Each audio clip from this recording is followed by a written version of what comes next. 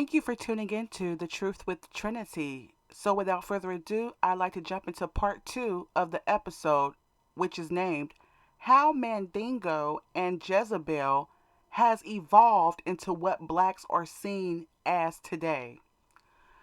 I wanted to start off by saying that black women were already vilified and are still vilified by our ability to conceive easily, generally speaking, with a quick post labor recovery rate. So we're able to have children, conceive pretty quickly, and able to recover from having a child, more so. And the potency of the black male's ability to be able to impregnate, okay? So the potency of his seeds, okay? So we're heavily vilified for that. Now I want to talk about the term mandingo and how it was replaced in the late 1970s with the character the Mac. Okay, so this is a movie about a pimp. And in the 21st century, how the Mac has now been replaced with the term baby daddy. Okay, now we can talk about Mandingo, how it refers to the tribes, or one of the tribes in West Africa, but it also refers to a sexually strong black male with above average genitalia. Okay. I also wanted to talk about how, even, when you look at the rap videos and you look, primarily when you're talking about those type of videos, how you see always a group of women around one or two black men. So there's one or two or three black men, and there's like 30, 40 black women or women around them. And this is a psychological message, okay, that black men are the mandingos to have sex with all these women. Okay, and when you look at other races of men, okay, you hardly see them in this mandingo role. You might see, you know, another race of man with one or two women every now and then, but he's seen it as what it is. It's a pimp. He's a player. But with the black man, it's seen that this is natural, and this is an 85 to 90% of the rap videos and in TV, a lot of TV sitcoms. It's always a group. So this is natural for him to do. It's not him being a pimp anymore. It's just what a black man does. Okay.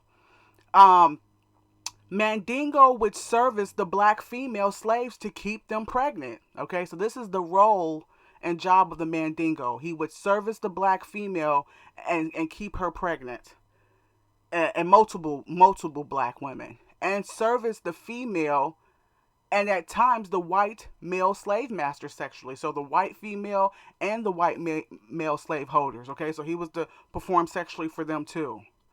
He was often measured and examined like an animal.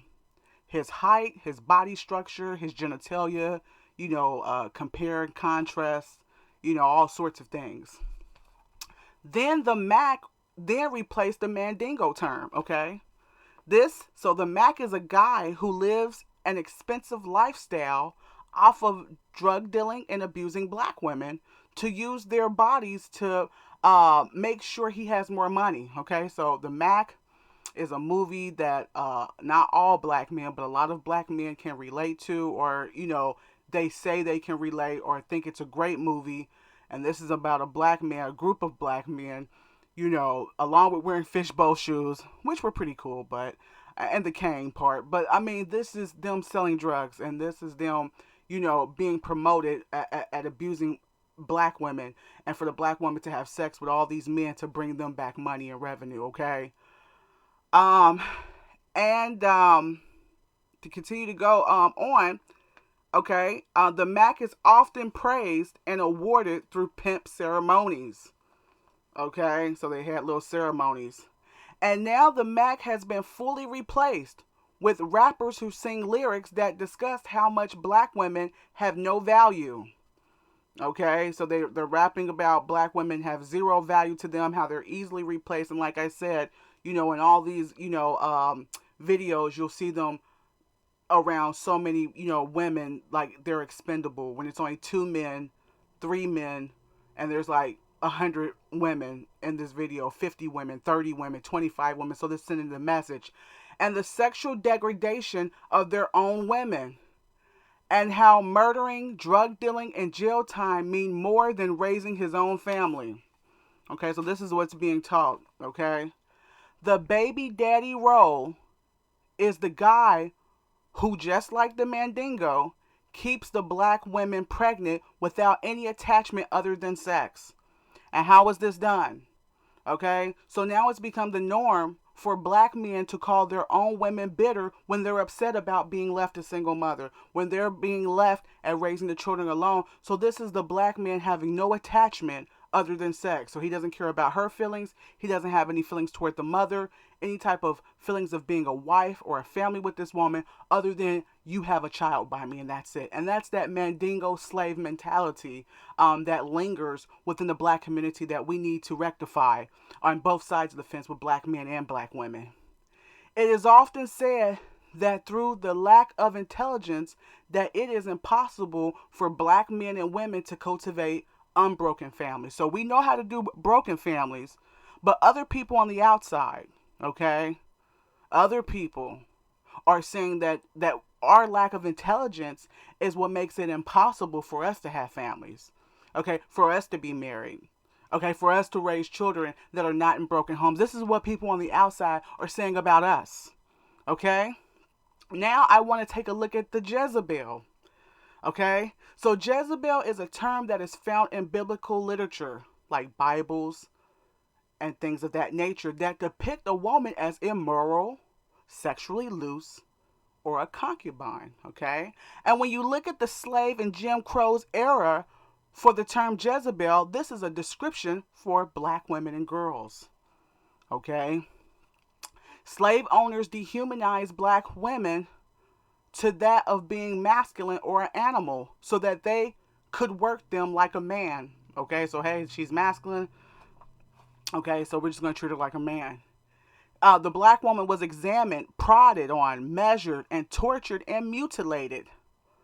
Okay, the black woman's breast, uterus, vaginal area, and often set it out on display for others to see. So on a stage, on a plank, a platform, a arena, our body parts.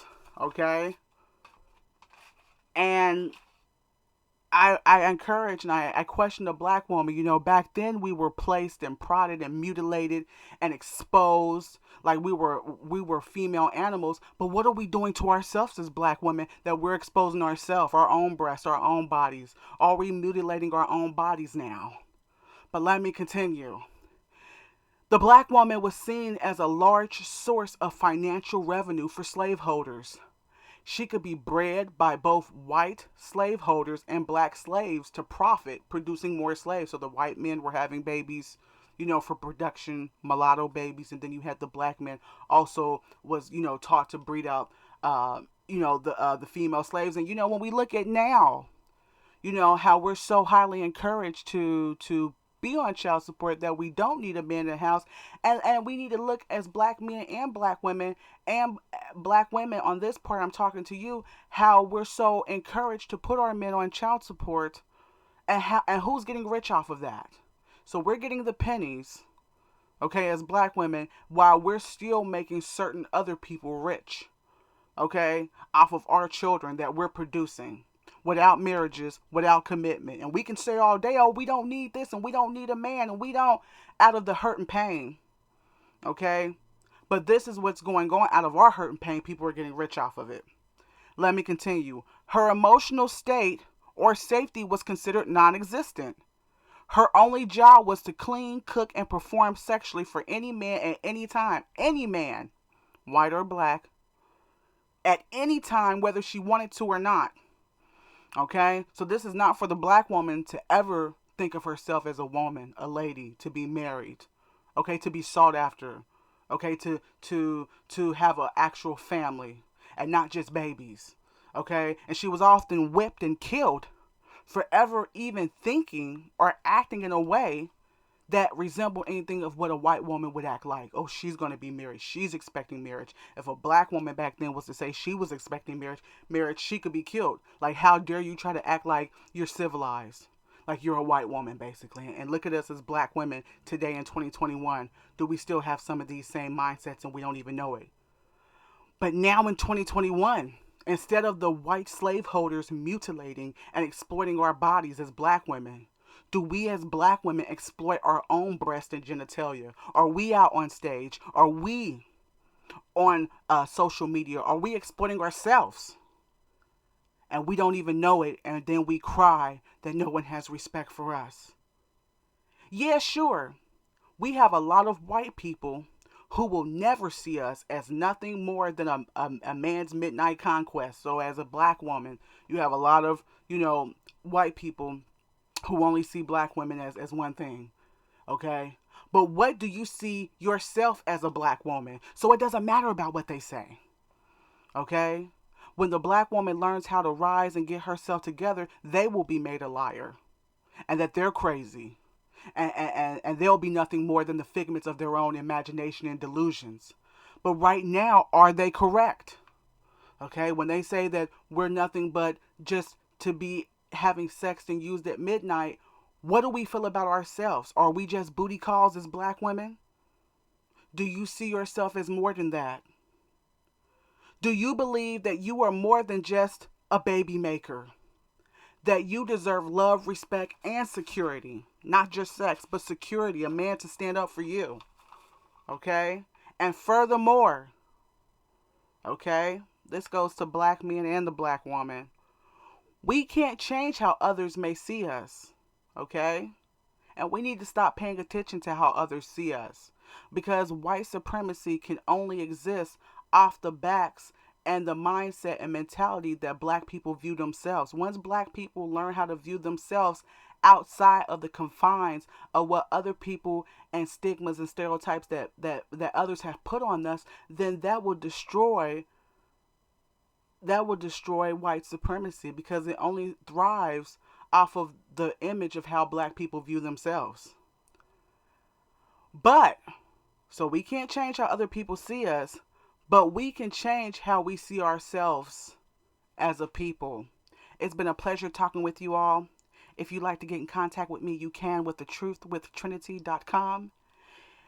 You can also listen to my podcast on YouTube, Spotify, and Anchor. And always remember, if you can't tell the truth with anyone else, you can with Trinity. Till next time, take care.